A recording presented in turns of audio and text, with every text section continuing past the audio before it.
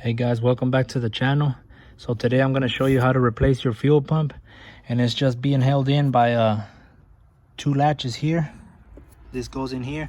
All you do is stick a screwdriver, ratchet it up, and same thing over there. It's got one on that side and one on this side, and then you're going to remove your seat. All right guys, so without the rear seat there, the next thing I'm going to do is just vacuum everything out, vacuum all this trash out, and after that we're going to take these bolts off. There's 1, 2, 3, and 4, and they're all gonna be Phillips. All right guys, as you can see, I got everything nice and clean. I already took off the 4 screws, so now you just pry up. Once you pry up, you're not gonna be able to take it off completely because you got to disconnect the connections. There's the connections right there.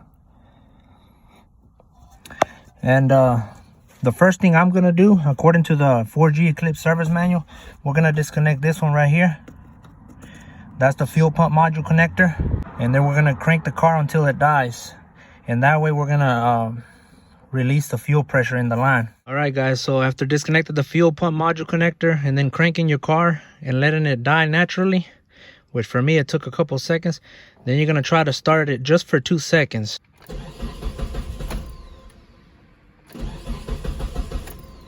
All right, since it won't start, that means the pressure is out of the lines. So we can move on to the next step. All right guys, the next thing I did was disconnect the negative side of my battery.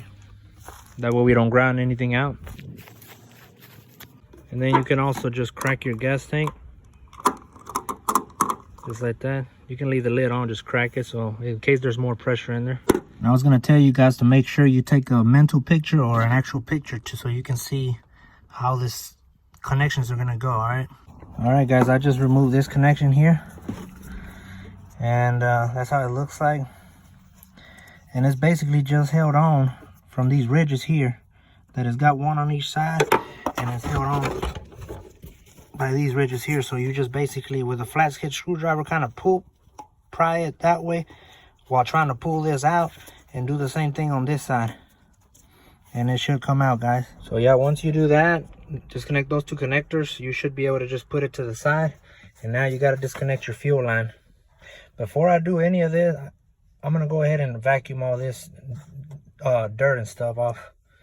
That way we don't get it into the gas tank when we take it off. Alright guys, I vacuumed it up.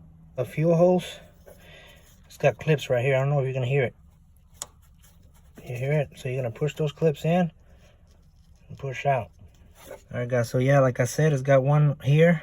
These are the clips you push in, and one on the other side, and then you pull out. A little bit of fuel came out, as you can see, but it didn't spray out because we got rid of the fuel pressure with the method I showed you guys. But now what I'm gonna do is I'm gonna grab a napkin, dry that off, and actually clean up more the dust before I remove these bolts. And these are gonna be 8mm, I believe. They look pretty tiny. It's gonna be 1, 2, 3, 4, 5, a good 6 or 7 of them. All right guys, so I took off, it was 6 little 8mm bolts in total. That's what I used to offset wrench, but if you got a socket, that'll be even easier for you. Make sure you have something to catch to put the pump in there, because it's still gonna have some residue gas. But besides that guys, just start pulling on it and the pump should come out. Pardon me guys, the next step is to take this little ring around it off of it, just like so. And then after that, that's when you want to pull the pump. It should come off. All right guys, the next thing I did was take off this little seal. It was under here. It goes in between this and the metal frame of the car. Besides that, you're just gonna bring it out guys. Be careful, it's got gas on it, and be careful with that little thingy. It's got a little thingy. All right guys, so you take it out at an angle so you don't mess up that little floating thing. That's what tells you how much gas you have. And then you're gonna disconnect that little hose right there, all right? Your fuel hose. Just use some pliers if you need to. All right guys, here's the old one right here, and here's the new one. I ordered me a Delphi Technologies. It comes in this beautiful packaging, plenty of protection. The little floater thing comes attached for your protection. Anyways, there it is guys. Here's the ring. The ring for this one is in my car. I already took it off. You just want to take just, you know, compare it. There's that. There's that. That's protection. Looks basically the same. And that looks basically the same. This with this. So now that we've compared everything, and then this is another one of those protection boots, just take it off. All right.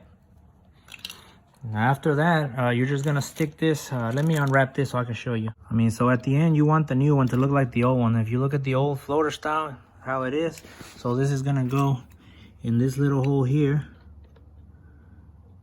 This little thingy goes in that hole, and you're gonna push it in, and it's got little grooves here. These little grooves. The metal's gonna go in that little groove, and it's gonna sit kind of like that, sideways. You gotta push it in, and then once you push it in, you're gonna push this black thing into this square right here. It's gonna secure it.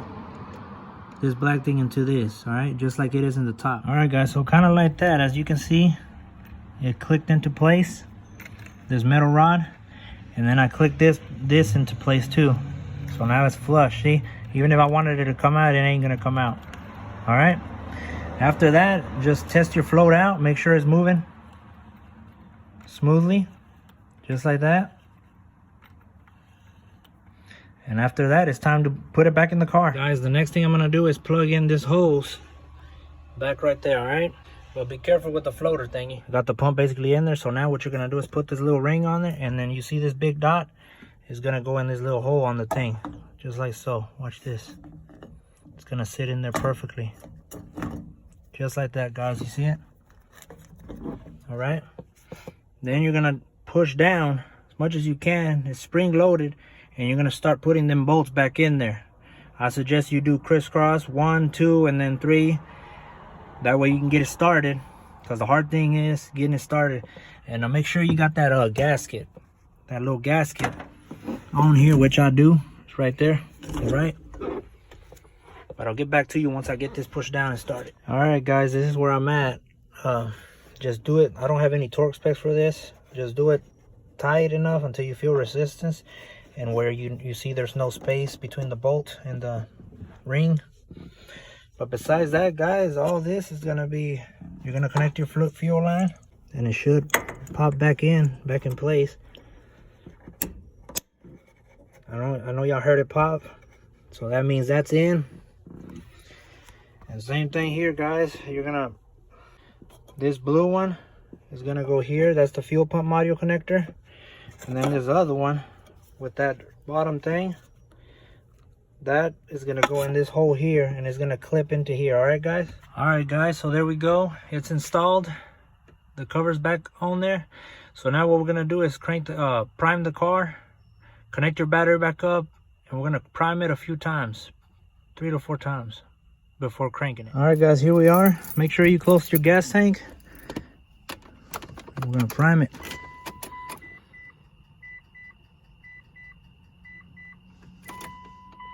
That's what I mean, like turn your dummy lights, but don't crank it. Go back down and turn them back on. Do that 3 or 4 times.